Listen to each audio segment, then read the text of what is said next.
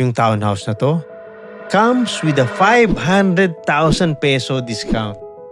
Same model, same project, but instead of paying the current price na 4,850,000, you pay 4,350,000 only. That's 500,000 peso savings. Paano nangyari yun? Simple lang naman ang kwento. Yung unit na to, nabili nung pre-selling pa yung project. Mababa pa price nun.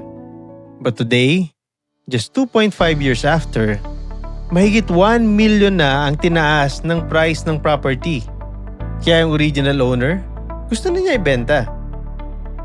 But here's the good news.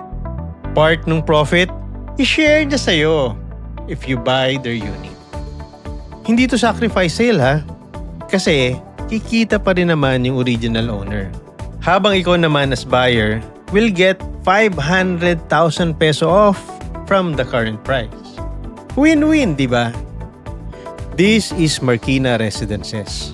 If naghahanap ka ng 3 bedrooms, 2 toilet and bath townhouse with complete finishes, near SM Masinag and LRT2 Antipolo Station, good option yung project na to.